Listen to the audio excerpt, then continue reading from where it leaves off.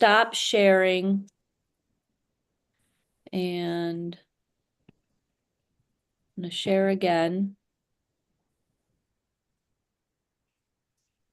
Stop sharing.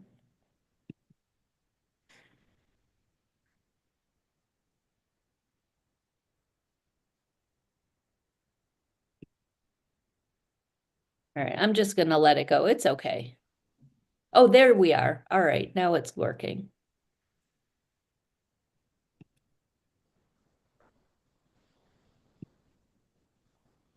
Good? Yeah. Perfect. All right. I don't Okay. know what happened that last time. It happens. Technology. Chris, how's your husband? He's doing very well. Thank you for asking. Is he Um, back in practice? he is. He's back full gusto, doing his thing. Can't keep a good man down, huh? I guess, yes. Good. I'm glad there weren't any complications. Yeah, it's scary stuff, but I guess just kind of goes with the territory getting older. Mm. There's always something or I other hope going not. on. Well, that, yeah.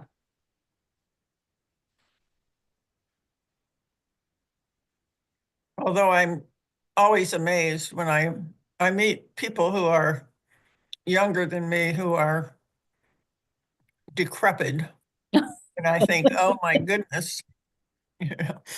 Yeah. Yeah, I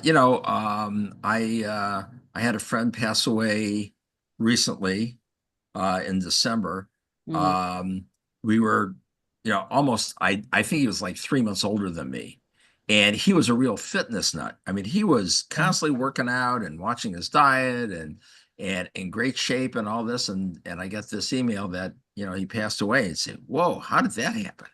So, I think the most critical thing is picking the right parents. well, my mother passed away when she was 60, Oh, and my dad passed away when he was 72. So I've outlived both of them. oh, well, Wow. my dad was 94 Wow. and he You had got a good genes. and he had an uncle who was 103. Nice. My So mother, that tells me you're going to be a member of our chapter for at least 20 more yeah, years. I'm always feeling I'm gonna live too long. Oh, no. Yes, my grandmother was 97 and she had a sister who was 101 and another who was 103. So Yeah. you've got the longevity for Yep, Yeah, absolutely. Yeah. yeah. My mother's mother lived to her mid 90s, but the other three grandparents didn't. And my mom had a glandular problem. She was way overweight. And the endocrinologist, nobody could figure out exactly what it was. So, Mhm. it created a stress on her. So, fortunately, Okay, I don't have that issue. I'm gonna open it up. great. So we're gonna get this started.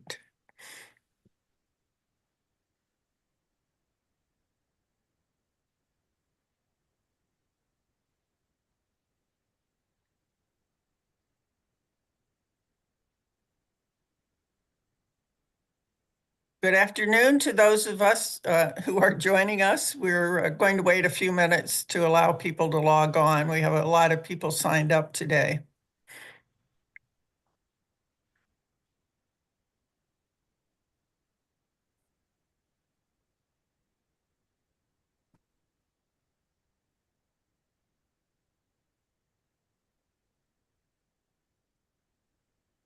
Our webinar today is basic finance for your business, or how to make sure you're making money.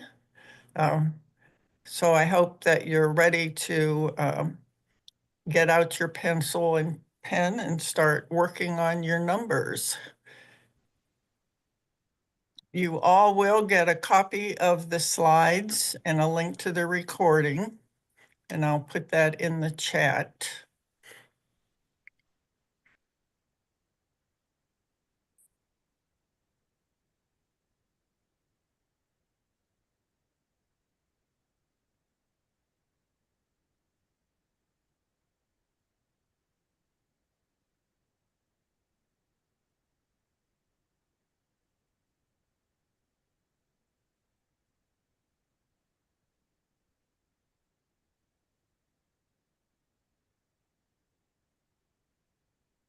Okay, it looks like it's slowing down a little bit, so maybe we could get started with the score slides.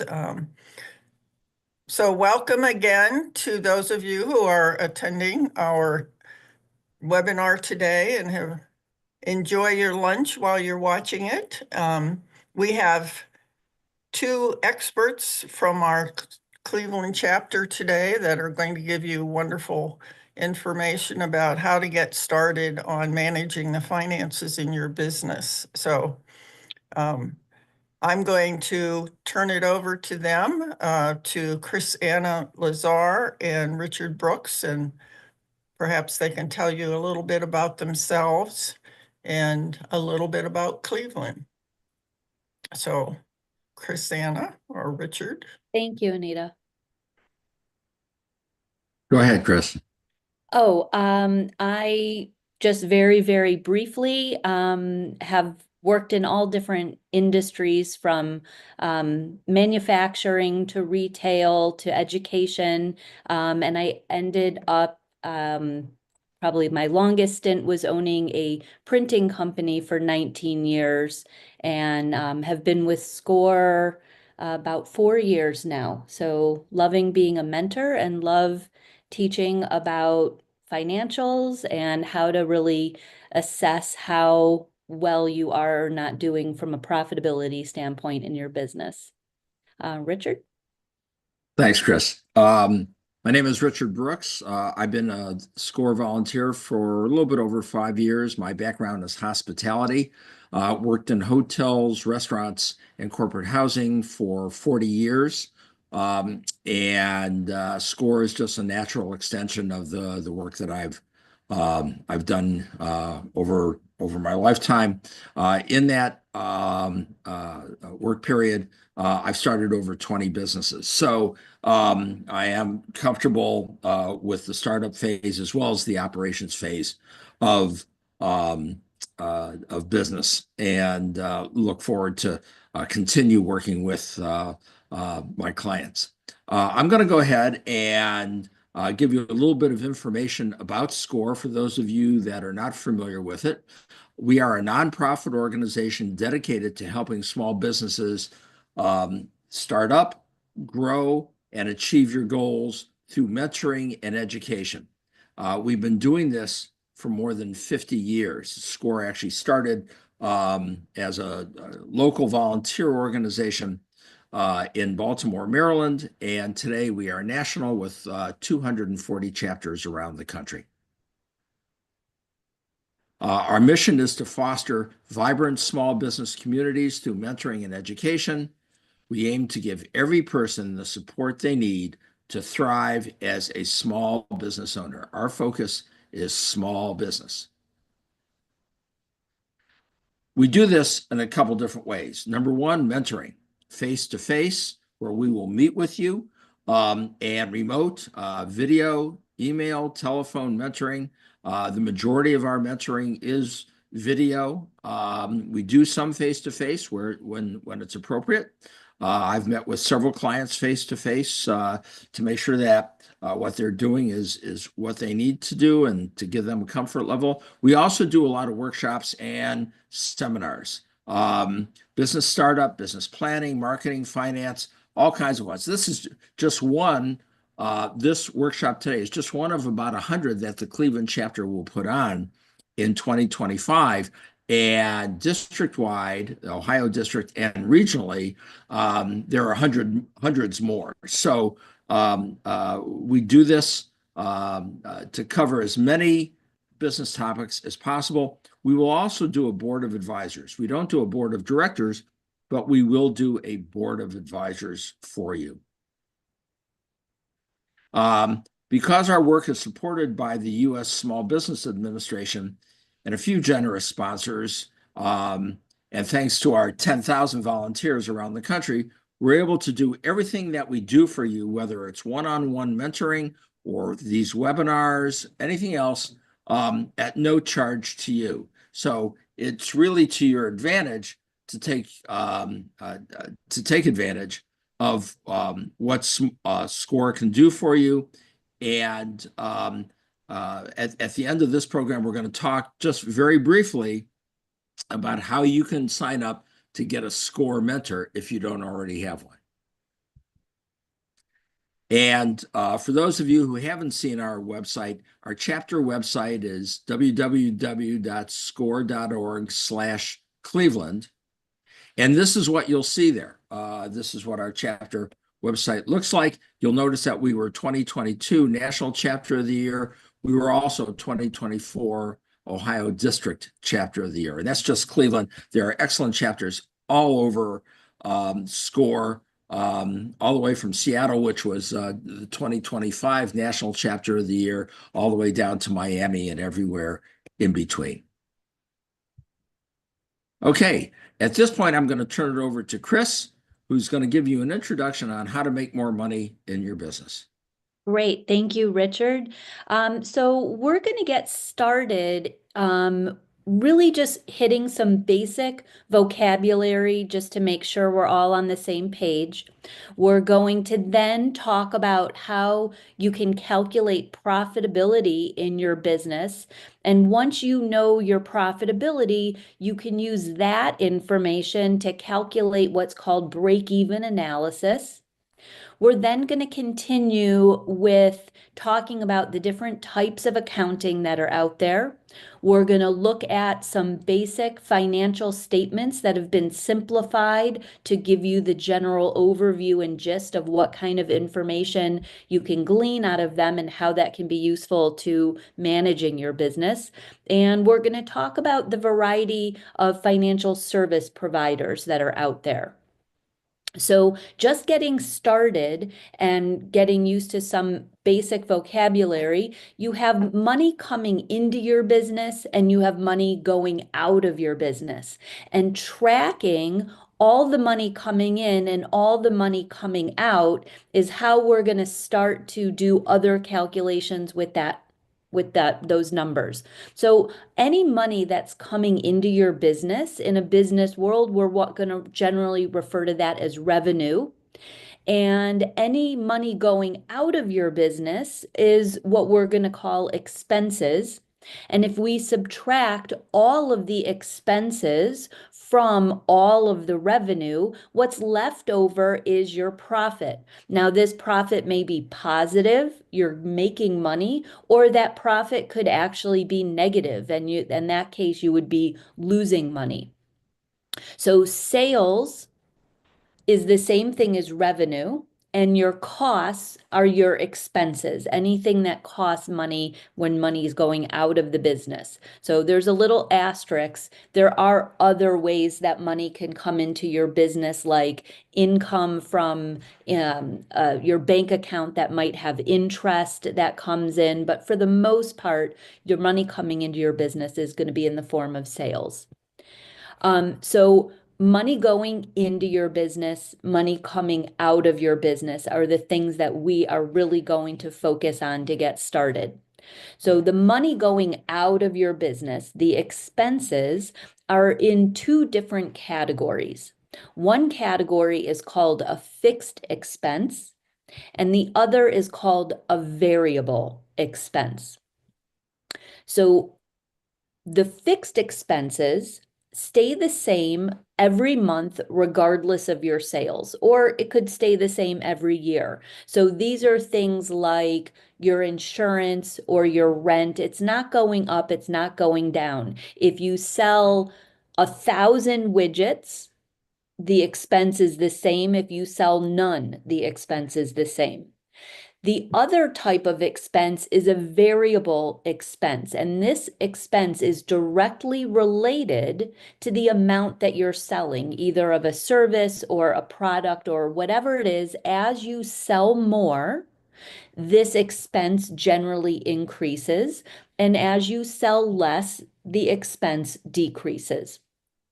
So what are some examples? So our fixed expenses, the things that do not change, are things like your utilities. Now, it might be that in the summer for your electric, that the air conditioning is going to be more expensive than in the winter time, but that's still consistent month to month, month over month and year to year based on the seasons. It's not in any real way directly related to your sales. Things like auto loans, just a flat amount every month, your rent, your insurance, salaries that you pay, and if you have anything like loans for equipment or other loans that you are paying off, that'll be a flat, steady amount every single month. Your variable expenses, again, are going to go up and down based on your amount of sales. So if you are paying people on a commission basis, as there are more sales, they'll make a flat amount of commission, or they might have tiered commissions at different levels, but those amounts are going to increase as the sales increase and decrease likewise. Marketing is considered a variable expense. Your raw materials are a variable expense. Shipping charges certainly are variable. The more you're selling, the more you're shipping, the more that goes up. And your direct labor, or what you would call hourly labor. So you can have salaries, which are fixed, and you can have direct labor, which is variable. And you might even have some employees where some of their income is what would be considered fixed, and some amount of their responsibilities are directly related to the sales, which would be variable. So we're going to go through some different examples to show you what do these fixed and variable expenses look like in a couple different businesses. So we have a fictitious business. The first one we're going to go through makes a product. They are a puzzle manufacturer. So we're going to first look at their fixed expenses. These are the things that do not change month to month. You've got rent, $3,000, telephone, $100. Their insurance is $300. They have salaries for $5,000. So salaries might be someone that is an office manager, or they might have someone, and the office manager is not involved with making the puzzles at all. They're involved with managing the puzzle. They might have someone who's on staff in human resources, that they handle payroll and they handle benefits and they handle employee reviews and things that are not related to the production of the puzzles, but are still a necessary component for the business.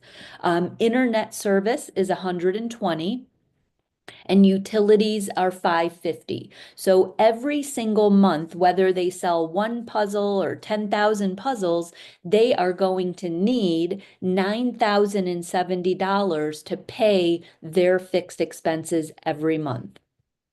Their variable expenses are going to look a little bit different, because variable expenses are expressed as a percentage. The reason they're expressed as a percentage is that, like I said, when the volume goes up, the amount goes up and the volume goes down. So the easiest, I think, part of this to imagine is if you're making more puzzles, you're going to have more raw materials. So in Puzzle Mania's case, their raw materials account for 15% of their expenses. So that while that doesn't sound like a lot, there's a lot of other expenses tucked into it. So the raw materials might be chipboard, it might be the top layer that's printed, it might be the ink that they're going to consume more ink, or however they're printing that top layer. Anything related to production like blades or cutting that need to be sharpened, the boxes that the puzzles go into, and any of that material will all be part of those raw materials. So you can see the more puzzles you make, the more raw materials, and that 15% should remain fairly consistent. They also have wages. So these are not office people doing general work. This is specifically related to the people that are making the puzzles. So again, as you're making more puzzles, you need more people loading chipboard into a machine or working through the cutting machine or whatever the processes are. More puzzles means more people, means more wages. The credit card fees are a flat percentage that's attached to any time they're processing credit cards. Their shipping expense is roughly 3%, and their marketing is 8%. So their total variable expense per month is 49%. So we know now their fixed expense is $9,070 and their variable expense is 49. So we're now going to look at what is their revenue looking like. So in October, Puzzle Mania sold 1,500 puzzles at $20 each. So if we multiply 1,500 puzzles times 20, they're looking at $30,000 in revenue for the month. That's all the money coming into the business. Now we're going to look at their profit. So again, we're going to subtract their expenses from their revenue, and the expenses come in two categories. For the variable expense, we're going to take 30,000 and we're going to multiply that times 0.49. That's going to give us 49% of the $30,000 of revenue. That comes out to just under half, which that makes sense, 14,700. If their variable expense was exactly 50%, that number would be 15,000, exactly half of 30, but it's slightly less than that. Their fixed expenses, we know we're subtracting our 9,050. So what's left at the end of the month is $6,230 of profit. And then we can divide 6,230 into the monthly revenue of 30,000. That'll tell us that our profit margin is 21%. Solid profit margin. One thing, especially for new businesses, make sure if there's any profitability going on that you set aside money to pay taxes. One thing that a lot of new businesses get stuck with is they start bringing in revenue, they start making money, and they don't account for these taxes, and all of a sudden it's tax season and they're kind of stuck without the funds. They've spent it, they thought all that profit was theirs.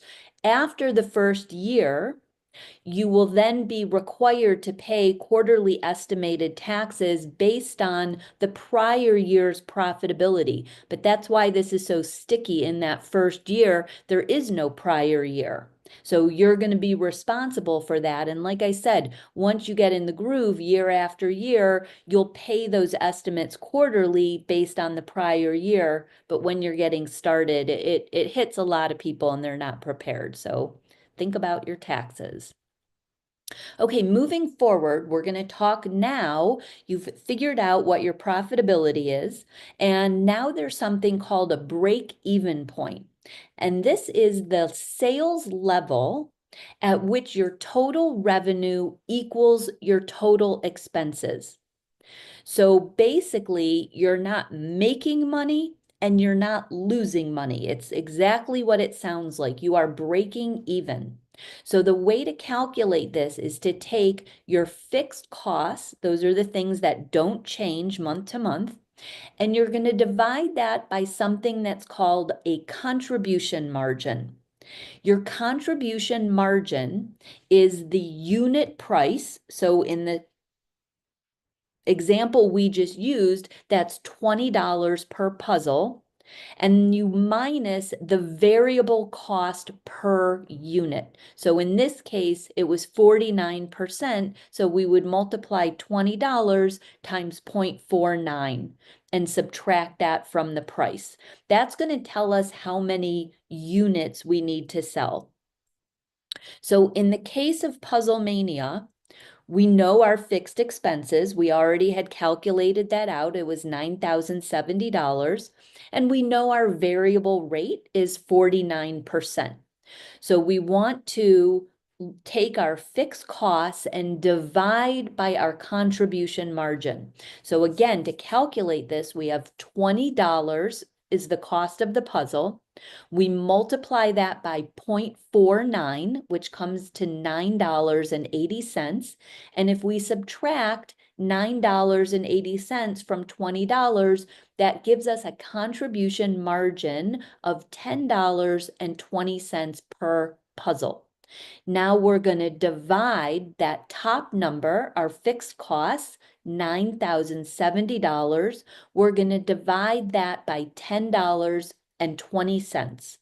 And that's going to tell us we need to sell 889 puzzles for us to break even and cover all of our expenses. If we multiply 889 puzzles by their unit cost of $20, we know we need to sell $17,780. That's the dollar that is our break-even point. If we sell more than $17,780 or more than 889 puzzles, we're going to be making money. If we sell less than either that number of units or that dollar amount, we're going to be losing money. So this is a very, very helpful number for each of you to know for your businesses, because it tells you, are you on track or are you off track? So the longer you're in business, the more this kind of information can be used for all sorts of management decisions.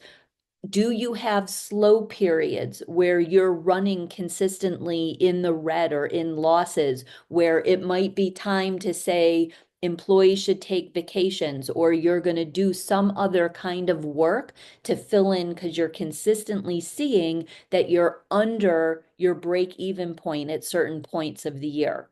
Or you know that you can handle maybe losses in certain months because you know that you're very, very profitable in other months. But it's important to know, how profitable are you? And for a variety of other forms that we're going to see as we go through looking at things like cash flow projections and so on, this information is very helpful in you making actual business decisions when you see your sales and you know some of these numbers. So like I said, if you sell more than this amount, you're going to be profitable. And if you sell less than this amount, you're going to be incurring losses. We're now going to do the exact same thing, but instead of a manufacturer making a product, we're going to look at a service business that sells services. So this is Lulu's Beauty Salon. They have very high fixed expenses. You'll see they have expensive rent of $4,600 a month. Their telephone is $300. They have $1,200 for insurance. They have one manager, which costs the business $3,750 a month. Their internet IT website is $820, and their water, electric, utilities, all of that is $750. So every month before they do anything, they're going to need $11,420 just to cover their fixed expenses. On their variable expenses, you can see one thing really sticks out is the huge expenses, the commissions. Their shampoo and conditioner is very, very low, 2%. Their hair dye and perm kits cost a little bit more, but they're still very, very low at 7%. They are heavily commission based. So the other stylists that work at Lulu's make most of their money in the form of commissions plus their tips. So that is a big part of the variable expense. Credit card fees are 2%, marketing is 4%. So their total variable expense per month is 60% of their revenue. So how much revenue does Lulu's have coming in? They're a very well-established and busy salon. They have, on average, 18 clients a day, 6 days a week. So we're going to multiply 18 clients times 6 days a week is 108, and there are 4.3 weeks in every month. So their average service is about $120. Some services are much more, some are less, but we are taking averages. This has been brought up by a couple of questions from this account. Many businesses don't know exactly what their marketing costs are, or don't know exactly what their variable expenses are. And the best way to calculate this, because it goes up and down from job to job, excuse me, is taking averages. So that's exactly what this average service is. If they have a certain amount of revenue, excuse me, in a given month, and they have a certain number of services, they divide the total number of revenue by the total number of services they provided, and that'll give them an average amount per service. So one might be $300, one might be $60, but overall it averages out to 120. Excuse me. So to see their revenue, we're going to take the 108 services per week times 4.3 weeks times $120. So Lulu's is really killing it. They brought in $55,728 for their monthly revenue. We're now going to subtract our expenses, which again are in two different forms. Our variable expenses are 60%. So we're going to figure out that number. We're going to take 55,728, and on a calculator, just multiply by 0.6. That's going to give you the 60%, which is $33,437. The fixed expenses, you don't have to keep calculating month to month because they should be the same. So we're going to subtract both our variable and fixed expenses from their total sales or revenue, and we see they have a profit of $10,871. And again, to figure out profit margin, we're going to divide that number into their total sales for the month, 55,728. So we see Lulu's has a profit margin based on this volume of sales of 20%. Now we're going to look at Lulu's break-even point. How much does she have to sell to cover all of her costs? She's not making money, she's not losing money. We know her fixed expenses, 11,420, and we know her variable rate is 60%. So we're going to calculate her contribution margin. Again, to calculate her contribution margin, we're going to take her unit price, which is an average of $120 per service, and we're going to multiply that by 0.6, which comes out to $72.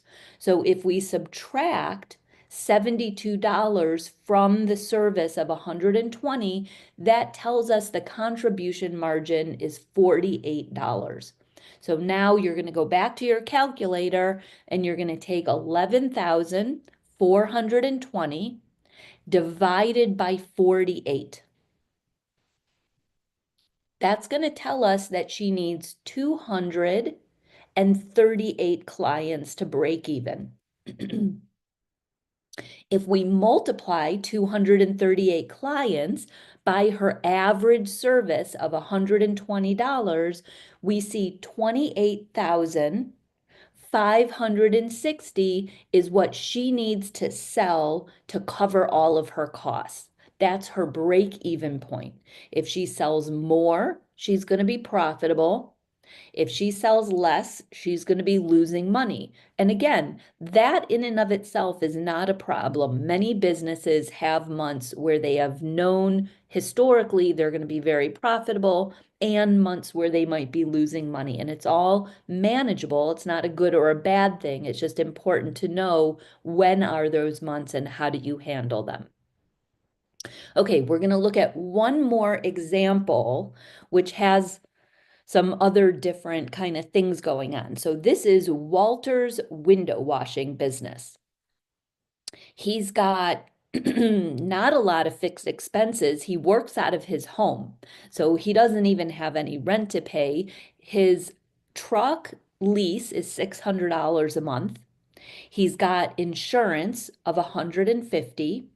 He's got liability insurance that's different than his auto insurance for his services and what's going on if anyone gets hurt or any damage happens. He has health insurance that he pays. That's quite a bit of money, but health insurance is expensive.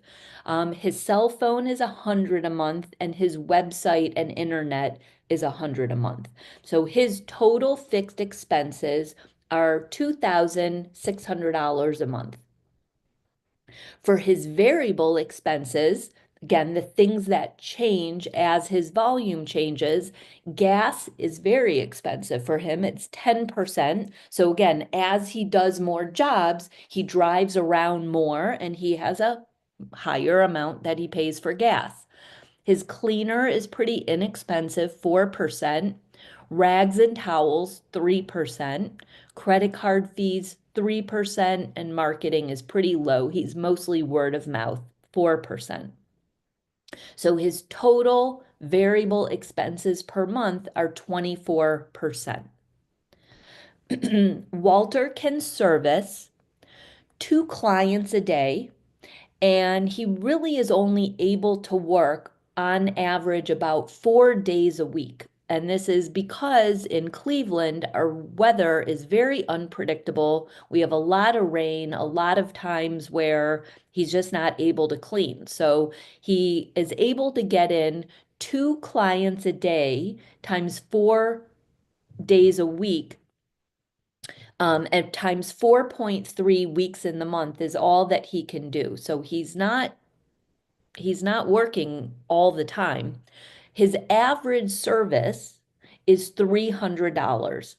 So if we multiply 8 clients a week times 4.3 weeks in the month times $300, he is able to bring in $10,320 in a month. Now, when we're looking at this, that seems like a lot of money, but we also need to consider this is seasonal and he's not window washing in usually January, February, probably a good part of December. So those are other factors to consider. But just on a monthly profitability, he is really killing it. He's got $10,320 in sales. We'll multiply that times 0.24 to get 24%, which comes to $2,477. We minus his fixed expenses. He's left with over $5,000 of profit for the month. And if we divide that into his revenue of 10,320, he has a profit margin of 51%. Seems amazing, and that's a great profit margin, and he's only working 4 days a week, but he really has to figure out from a cash flow standpoint how he's going to manage in the winter months without this window washing revenue, because in the winter months, he still has all of his fixed expenses. Those don't go away. If he's not washing windows, he won't have the variable expenses. Those will go away, but he still has to cover $2,600 a month, even if he's not washing one window. So we're going to see what is his break-even point. We know his fixed expenses, $2,600 a month. And we know his variable rate is 24%. We're going to take the 2,600 and divide again by his contribution margin. His contribution margin is taken by taking the price of an individual service, which is on average $300, and we're going to multiply that times 0.24. That comes to $72. We're going to subtract $72 from the 300, and that'll tell us that his contribution margin is 228. So again, for those of you that are thinking about your own businesses, he might charge one homeowner $150, and he might charge another homeowner $550. And when you look at all of the money that you have coming in, and you add it all up together and you divide by the number of services, that's how you're going to get your average price per unit. So the $300 does not mean that Walter charges everyone he goes to $300. That's the average that we've looked at. And in reality, the more time you're spanning to see what your average is, the better your number is going to be. So as an example, he might want to average just June, and then just July, and then just August, and then see what is the average for each of those months. Then he might want to add all three of those months up together and average it out between a 3-month period. So you can continue to play with these numbers until you have confidence in both your average expenses, your costs. You can see these variable costs and take it over time. So another thing is, if you're buying boxes for your puzzles, you might buy large amounts of boxes 2 times a year, but you're going to see that expense come up in that monthly expense. So this is why looking at larger periods of time and averaging things out is how you come up with these numbers. They're not necessarily visible if you're just looking at your accounting on a month-to-month basis. So this is a real helpful thing, I think, to have a SCORE mentor. If you are thinking, I would love to know what my break-even analysis is, I would love to understand my profitability, you can absolutely, if you don't already have a mentor, request a mentor that can help you figure out what your average costs, services, variable costs, all these things are. And like I said, it's all built on the more data you have, the better your averages are going to be. Okay, so back to break-even point for Walter. We're going to divide 2,600 by 228. That's his contribution margin. And that tells us he needs 12 clients a month to break even. If we multiply 12 clients times $300, he needs to bring in $3,600 a month to break even.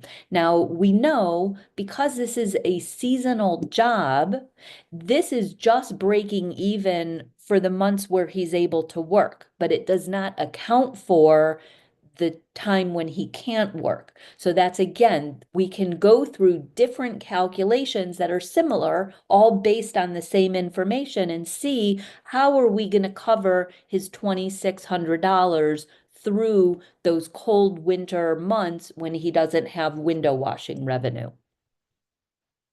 So again, his break-even point can be expressed either in the number of services, which in his case is 12 clients, or as a dollar value, which in this case is $3,600.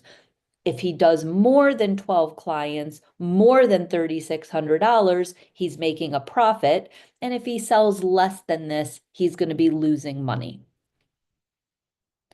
So you might be wondering, how do I get all this information? How do I know what all of my expenses are, what my revenue is, how many services I've provided? So the quickest and easiest route is if you have some accounting software like QuickBooks, FreshBooks, Peachtree, whatever. If you have that in there, it may or may not be completely up to date. It may or may not be completely accurate, but it's a really good place to start. If you don't have accounting software, you can absolutely still do this. It will be a little bit more challenging, and again, why I think a mentor can be really helpful. But on the revenue side, that's all the money coming into your business. You want to look at the deposit section of your bank statement, any point of sale system that you're using, any paper receipts, any apps, Square, Venmo, Cash App, Zelle. If you are on a platform like Shopify, Etsy, Amazon, that they will have your data that you can look at, for whatever periods of time you ask it to give you that data for.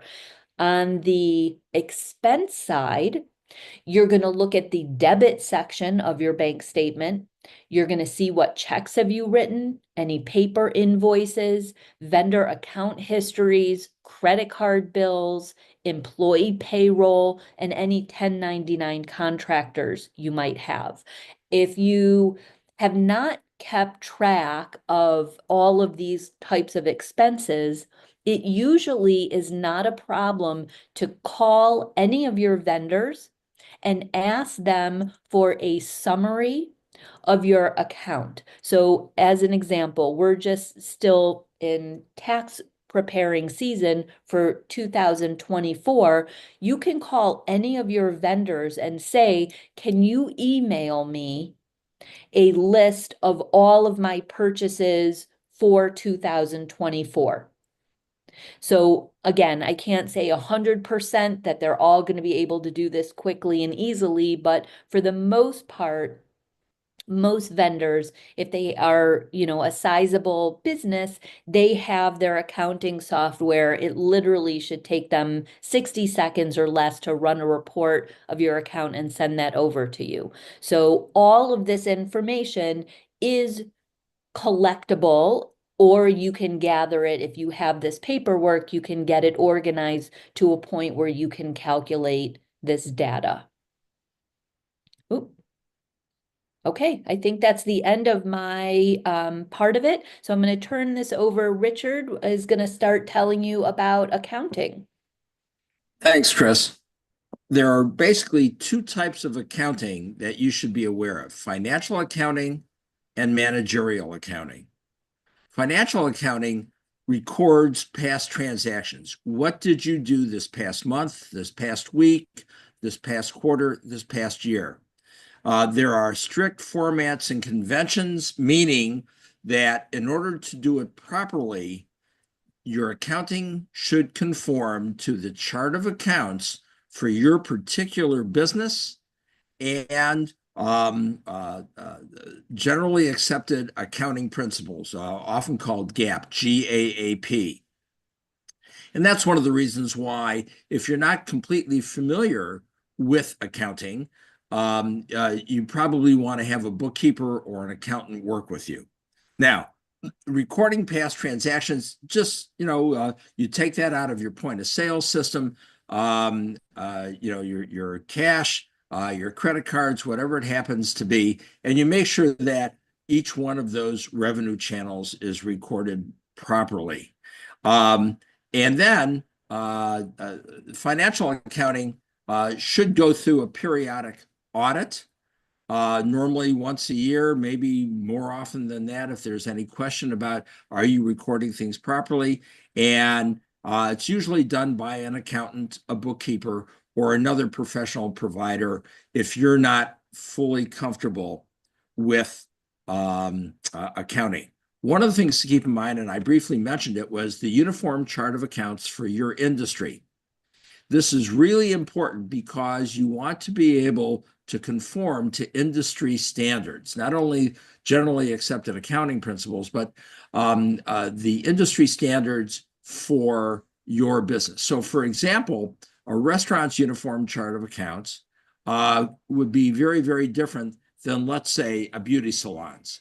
They're both service industries, but the chart of accounts and the way they account for certain things is different. And you get your uniform chart of accounts for your business usually from the trade association that represents your business.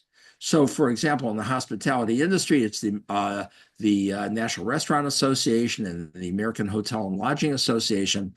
In other businesses, it's whatever trade association usually represents them. They set the standard for accounting.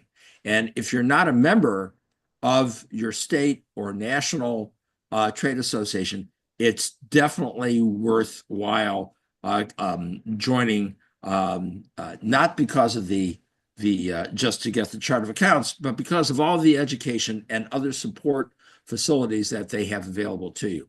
Managerial accounting looks forward, where past financial accounting looks at your history.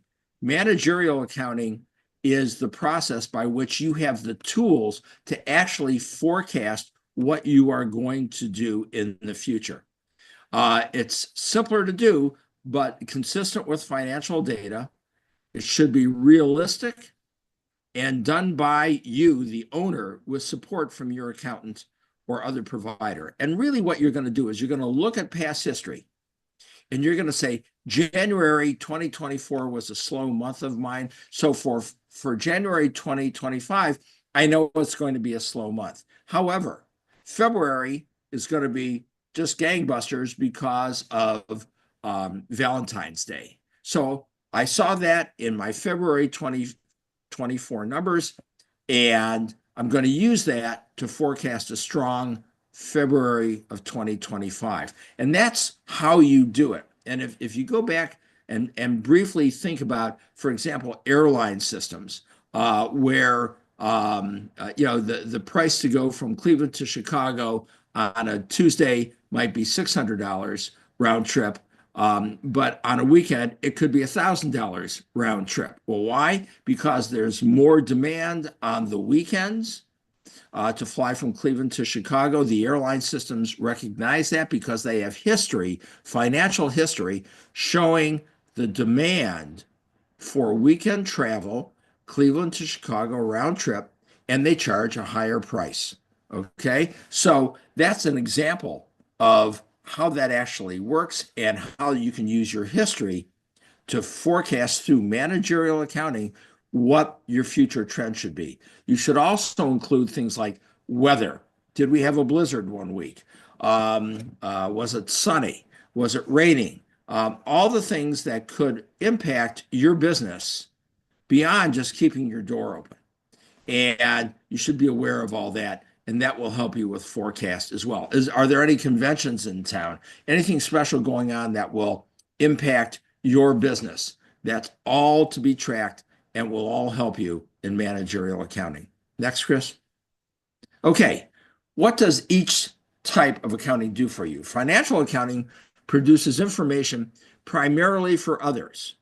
It's produced by accountants, bookkeepers, or your accounting software, and it's a valuable history for stakeholders. Well, who are your stakeholders? Well, the number one stakeholder is you, but you may have investors. You may have lenders who are not investors, like your local bank, whoever you borrowed money from. Okay. Other stakeholders, it could very well be some of your vendors. They may want to know how well you did and at a very high level, certainly not at a detailed level, if they are going to extend you credit. So that's what financial accounting is all about. It gives you a roadmap, but it also provides information to the stakeholders who you are accountable to. Managerial accounting, on the other hand, produces information primarily for you to project forward. You build a financial model of your company, and your SCORE volunteer, your SCORE mentor, will suggest to you, let's do a forecast for the coming year. And you ought to do it in October, November of the previous year, based on the history that you've accumulated. So that financial model for the coming year could be very helpful to you in a number of different ways. Number one, it'll show you profitability. But number two, as Chris was talking about with Walter's Window Washing Company, it helps Walter understand, where do I need to have money available that I don't have coming in, and where can I be putting money aside in my good months. So that's an example of how managerial accounting will work for you. Forecasts start out rough, but get better with experience. So, for example, if you were just starting your business right now, you wouldn't have any history for 2024. And for 2025, you're going to do your best guess based on your knowledge of your business. Okay. For that, you can use spreadsheets, graphs, or just plain old paper forecasts. I will tell you that your SCORE mentor has access to a really good Excel financial workbook that is great for financial forecasting. It does a 3-year financial forecast for you, showing you cash flow and showing you profit and loss. It's really good. It takes a little bit of work to get all the data in. You don't need to know any formulas. They're already in the model. All you have to do is have the right data to work with. And today, for the rest of my presentation, we're going to focus mostly on managerial accounting. Okay, let's talk about basic financial statements. Accountants and software produce 3 standard statements: profit and loss. That's usually called an income statement. Some people call it a profit and loss statement. Cash flow. Cash flow shows you whether you've taken in more money in a given period than you've spent, or you've spent more money than you've taken in. And a balance sheet. A balance sheet, we're not going to go into a lot of detail today. It's a simple snapshot of the health of your business. It's usually done, once a month, once a quarter, once a year. And it basically says you have more assets in your business than you have liabilities, or you have more liabilities than you have assets. And whatever the difference is between the assets and the liabilities, that's the value of your business. Okay. We're not going to go into that in detail. If you want more explanation on that, your SCORE volunteer will be more than happy to explain it, or your accountant will be more than happy to explain it. Okay. These statements, number one, they help you prepare your taxes. If you owe quarterly taxes, this is, one way to find out. Produce information that potential lenders or investors request. It is not at all uncommon for lenders to ask for quarterly or semi-annual or annual profit and loss statements and cash flow statements. They want to know where you are because they want to know how you're going to pay them off. Help you predict the future of your business by creating a financial model. Again, this is really important. This is managerial accounting. What can I expect in the future? And you develop that financial forecast, and then you compare actuals against the forecast to find out, what did I do right? What did I do wrong? What products and services did I sell last month that met my forecast or exceeded my forecast, and what products and services last month did not meet my projection, did not meet my forecast. And for the ones that didn't, you want to know why. And for the ones that exceeded, you want to know why. And again, looking at your products and services over a long period of time gives you a longer view and helps you forecast even better.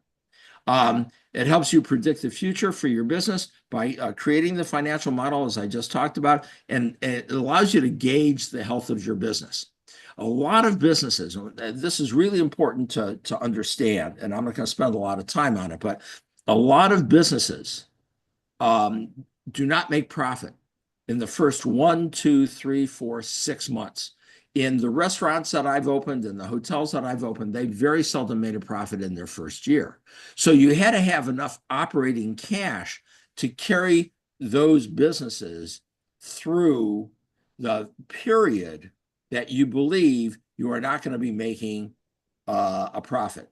And that's where creating the forecast and following up on that forecast to compare actual against forecasted numbers is really going to be helpful for you, and it's a gauge of the health of your business. Chris?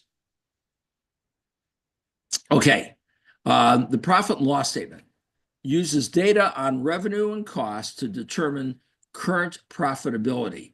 As we were talking about the break-even point, you're going to get those numbers from your profit and loss statement. It shows you how profitable your business is likely to be over time. And again, that's managerial accounting because you're projecting out into the future. It helps you prepare your taxes. It tells you whether you owe taxes or you can take a tax credit for a certain period of time. It demonstrates to potential stakeholders that you have a realistic path to profitability. If you go for a loan, whether it be from a bank or from another source of lending, or even an investor, they want to know that their investment, that their loan has a way of paying off in the long run. And it helps you pinpoint excessive costs or unprofitable product lines. And you may be selling steaks in your restaurant for $30 and just selling a ton of steaks. But if your food cost is 60% of sales, and then you've got your labor and your rent and your utilities and everything else, and you're losing a dollar on every steak that you sell, it's not a profitable item, and it may not be worth keeping it on the menu. So that's a really good example of helping you understand excessive costs and unprofitable product lines. Chris? Your cash flow statement shows potential lenders, yourself, and investors that you have a realistic view of your cash resources. And again, what a cash flow statement does is it shows you all the cash coming in, and it shows you all the cash that you're spending, and it then shows you the difference. Are you taking in more money than you're spending, or are you spending more money than you're taking in? It helps you predict and prepare for cash shortages. Cash flow crunch can sink a business faster than a lack of profitability. If you don't have sufficient cash flow over a certain period of time, and let's say that you've got an outstanding loan, and you have to go back to the lender to say, I've run out of money, I need more money to operate my business, they're not going to be happy about that. So it's really important that you get your arms around cash flow, because a positive cash flow in the long run will mean long-term profitability. It allows you to identify and plan for seasonal fluctuations in sales. Almost every business is seasonal. And then it allows a cash flow model to be created that can enable you to view what your checkbook will look like in the months ahead. And we're talking about your business checkbook. And that's really important. It's got to be separate from your personal checkbook. It helps you plan when to make major purchases. Do I have enough positive cash flow to make the purchase that I need to expand my business? And it enables you to predict how large a cash reserve you will need in the good months to prepare for the slow months. Okay, financial service providers, bookkeepers. Bookkeepers are going to be your lowest cost. They're very common. You can look at bookkeepers in the area that you're in. If you don't have one already, usually requires an associate's degree or higher in accounting, and they record financial transactions. So if you're not comfortable in using QuickBooks or Xero or FreshBooks or Peachtree or any of the other systems, you can turn your receipts and your invoices over to a bookkeeper. They will record it for you. An accountant usually requires a Bachelor of Arts or higher in accounting or business. And an accountant will help you interpret your financial information. A lot of SCORE clients that I've worked with have accountants that simply produce quarterly financial statements for them and dip into their checking account to pay their quarterly taxes and that kind of thing, but they don't help their clients understand the financial statements. A good accountant will help you understand what your financial statements are saying to you in the form of advice. And finally, a CPA, a certified public accountant, is an accountant who has passed a rigorous set of examinations and is certified by the National CPA Association, and they are licensed in every state. And so they have a higher degree of education and can provide a higher level of service to you. They are also more expensive, but in some cases, CPAs make a lot of sense. Chris? Okay, projections and ongoing accounting. Projections aren't just a one-time effort. You need to constantly update your projections once a quarter, once a half. I will tell you, in every business I have been in, we've done a rolling 3-month projection based on history of last year or 2 years ago, plus what we've done year to date so far. There should be a continuity between your financial projections and the ongoing tracking of your finances. You're going to create a budget on a yearly basis, and then you're going to use the projections to help you control that over time. Is business exceeding my budget? Is business off from my budget? Why? And now, how do I actually work those projections to bring things back in line? If you use an accountant, show him or her your projections to assure consistency. They can tell you whether you're way off, whether it makes sense, whether you've got your arms around the financial part of your business. And if you use accounting software, compare its financial reports to your projections. Your projections are usually not done in your financial software. You normally have an Excel model, or you do it just out on paper based on what you understand. If you don't understand it real well, you can contact customer service to understand the different customer service of your software company, or you can go to your accountant. Most of your accountants are very familiar with a range of accounting software. And collaborate with your accountant, jointly work on the chart of accounts. Ask your accountant to get the chart of accounts for your particular industry. Again, it varies from industry to industry, so it's important that you get that. Regularly review the financial statements and reports for trends and anomalies with your accountant. And if you've got other people, if you've got business advisors, your SCORE mentor, whoever it happens to be, we're happy to work with you on this and help you identify trends that you need to recognize for your business. If results are unexpected, drill down into the data to find out why. And one of the nice things about accounting software is they all have tools that will help you drill down right into the nitty-gritty of your business. And use the data to identify your most profitable product lines, identify most profitable customer segments, which is also really important, and diagnose potential problems. Your customer segments can be divided by cash customers versus credit card customers, online customers versus customers that walk in your door. There are all kinds of ways of slicing and dicing your customer segments to look at which ones really make the most sense to you and which ones will be less profitable. Chris? Okay, finally, we're going to send you, as part of our slide deck, this glossary of general terms that you should be aware of. Chris and I both know that this session has gone very quickly for you. That's why we're sending you the recording of the session. And the slides is kind of like drinking from a fire hose, but it's really important. Now, we've mentioned your SCORE volunteer, SCORE mentor several times. If you don't have a SCORE volunteer and you want one, all you have to do is go to score.org, and there's a link there that says mentor or find a mentor.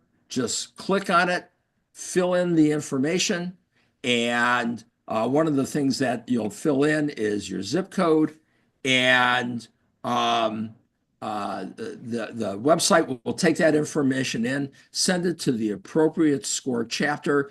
If you're in the 8 counties that the Cleveland area serves, it'll come to SCORE Cleveland. If you're in Akron, if you're in Columbus, if you're in Toledo, if you're in Detroit, it'll go to the right chapter, and then we will contact you, to set up an appointment and start SCORE mentoring with you.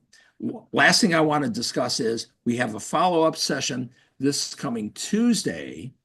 And what we're going to do in that session is talk about some strategies you can use now that you understand the basic terminology and the basic tools available to you. We're going to talk about some strategies on how to evaluate opportunities for revenue growth and some strategies on how to use the information that you have to expand your business. So we encourage everybody here to sign up for that session if you haven't done so. And with that, I'm turning it back to Anita. Okay, well, thank you. That's been a fantastic session. So much good information, and I think that it gives people a really good basic understanding, and one of the things, particularly the break-even point, is great for people starting their business to know how much working capital they're going to need to cover the deficit spending until they do reach the break-even point. So great information. There's one question: are there still bookkeeping firms who don't use the standard software like QuickBooks? I'm not aware of any. It's the automation makes it so much easier, whether it's a bookkeeper or an accountant. Chris, are you aware of any that don't use automation at this point? I think it depends. If people are really, really small starting out, you can absolutely keep track of this stuff literally on a piece of paper or make your own spreadsheet in a Google sheet or something like that. So, depending on where you are in your business, you don't need the full, kit and caboodle of an accounting program, but keeping track of the stuff that you do have, like as an example, if you have your bank statement coming in, each check or expense, I would make a little notation. This was an auto expense. This I purchased material. This was I did something for an advertisement. So if on any paperwork that you have that tracks money coming in and out, if you can keep receipts organized, an accountant and or bookkeeper can pretty quickly put that stuff together. If you don't have anything, nor is it organized, you have the time to organize, but you have to have the time to collect all that information. So to the degree that you can kind of stay on top of at least keeping it all in one place and making those little notations, you don't have to start out with an expensive Yeah. software program. Yeah. And one of the comments that just came up, there are free small business software packages available out there. But once you decide that, this isn't your forte, you want to get some professional help, whether it be a bookkeeper or an accountant, they are probably going to use some form of software.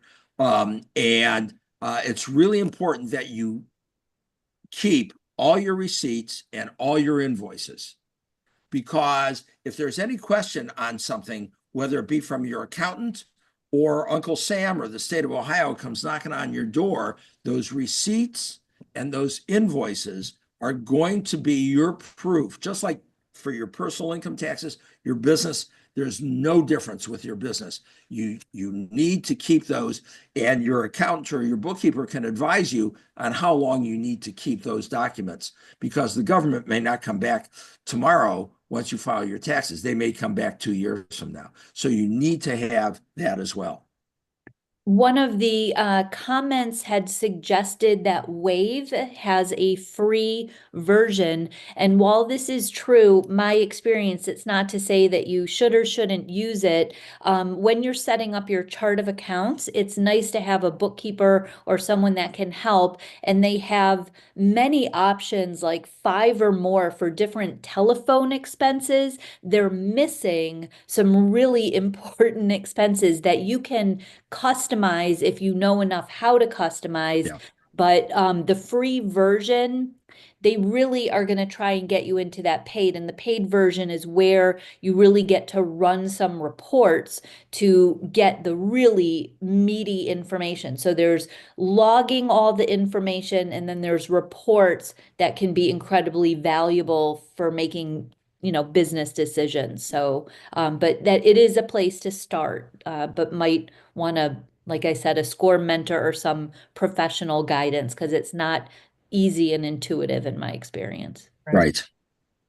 Okay, well, I think we've answered all the questions and used up all our time. So Great. enjoy the rest of your day and